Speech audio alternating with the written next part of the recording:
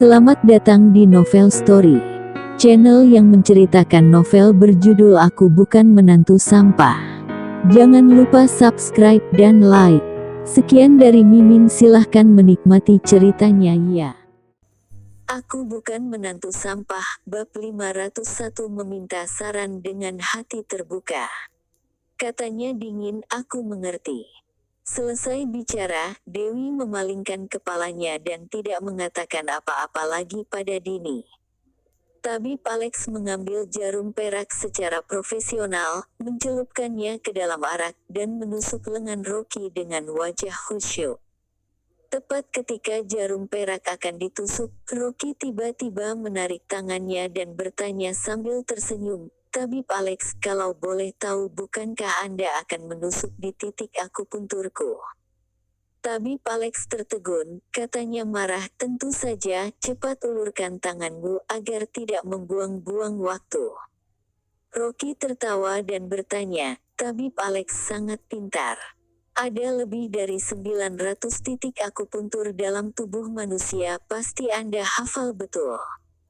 Saya benar-benar mengagumi kecerdasan Anda." Wajah Tabib Alex seketika terlihat bangga, katanya meremehkan, "Aku belajar pengobatan tradisional Cina sejak saya masih kecil.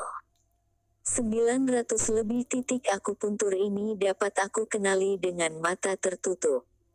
Bagaimana orang-orang muda seperti kalian berpikir setelah mempelajari beberapa hal kecil dan menyebut diri mereka tabib pengobatan tradisional Cina? Apa yang Tabib Alex ajarkan, junior akan mendengarkannya baik-baik." Rocky mengangguk dan tiba-tiba mengulurkan tangan dan menunjuk ke lengannya. Dia bertanya, "Tabib Alex, apa nama titik akupuntur ini?" "Ini." Tabib Alex yang sedang menikmati sanjungan Rocky tiba-tiba tertegun, melirik lengannya, dan katanya kesal, "Untuk apa kamu bertanya begitu banyak, lalu menunda waktu? Kamu tidak akan disembuhkan dari racun di tanganmu," kata Rocky sambil tersenyum. "Tabib Alex, tabib bisa mengenali titik-titik akupuntur dengan mata tertutup. Tidakkah Anda melihat bahwa ini adalah titik Suihai?" Rasa malu berkelebat di wajah Tabib Alex, katanya marah, "Tentu saja ini adalah titik Suihai. Apa aku perlu kau untuk mengajariku? Jika kamu ingin disembuhkan, aku sembuhkan, kalau tidak kamu bisa pergi. Kamu sendiri yang bertanggung jawab jika kamu mati." Petik 2. Bu. Rocky menamparkan meja dengan keras dan senyumnya di wajahnya tertahan, katanya dengan suara rendah, "Tidak ada gunanya menyebut dirimu sebagai seorang tabib sakti, tetapi kau bahkan tidak tahu titik-titik akupuntur yang paling mendasar." Segera setelah dia merentangkan lengannya, katanya dengan suara dingin, "Titik akupuntur Suihai terletak di lutut tubuh manusia. Titik akupuntur yang baru saja aku sebutkan jelas adalah Sousanli." Kemudian, Rocky menunjuk ke bagian yang akan ditusuk oleh jarum perak dan berkata dengan suara rendah, "Ini bukan titik akupuntur manusia sama sekali. Titik Fenglong yang sembarang aku ucapkan hanyalah untuk menunjukkan bahwa kau adalah tabib gadungan. Titik Fenglong yang sebenarnya adalah di luar bagian depan kaki. Kau bahkan tidak tahu titik-titik akupuntur, beraninya kamu membuka praktik tanpa sertifikat." Nada bicara Rocky sangat teratur, tegas, dan ekspresinya penuh dengan kebencian. Bahkan orang itu tidak tahu teori dasar pengobatan tradisional Cina. Berani-berani membuka klinik. Tidak lain hanyalah kehidupan manusia. Seluruh tubuh Tabib Alex tersentak, wajahnya sedikit bingung, tetapi memaksa dengan marah berkata, "Aku telah mempelajari pengobatan tradisional Cina selama lebih dari 10 tahun, apakah perlu anak bocah sepertimu untuk memberiku pelajaran? Ada lebih dari 900 titik akus dalam tubuh manusia. Aku salah mengingat 2 titik, lalu bagaimana? Bukankah pasien di luar disembuhkan olehku?" Petik 2. Kau sungguh orang yang sangat keras kepala. Rocky mendengus, katanya memperbaiki kesalahpahaman. Ada 720 titik akupuntur manusia, 402 titik-titik medis, 108 aku titik-titik vital, 72 aku titik-titik ketajaman mematikan dan 36 aku titik akuatik mematikan. 52 titik tunggal, 309 titik ganda, 50 titik asing, yang juga dibagi menjadi titik hidup dan titik mati. Kamu menggunakan papan pengobatan tradisional Cina untuk membahayakan kehidupan orang. Tidak ada sampah sepertimu di dunia pengobatan tradisional Cina. Tabib Alex yang mendengar perkataannya dibuat tertegun. Dia benar-benar bingung. Pasien yang berisik di luar pintu menjadi tenang, dan mata mereka menatap Rocky. Wajah tabib Alex sedikit berubah, dan ada manik-manik keringat di dahinya. Dia menggigit giginya dan berkata, "Baik, bahkan jika kamu dapat mengingat titik akupuntur, apa gunanya? Pengobatan tradisional Cina luas dan mendalam. Orang-orang sepertimu yang menghafal mati apa berguna? Jika tidak, apa yang akan kamu katakan tentang pasien di luar pintu?" Petik 2. Hehe. Rocky terkekeh, berdiri, dan berbalik ke pintu, memandangi kerumunan. Tiba-tiba dia mengulurkan tangannya dan dengan cepat menepuk-nepuk pasien wanita 7 atau 8 kali. Seluruh tubuh pasien menggigil dan segera berteriak, "Apa yang kamu lakukan?"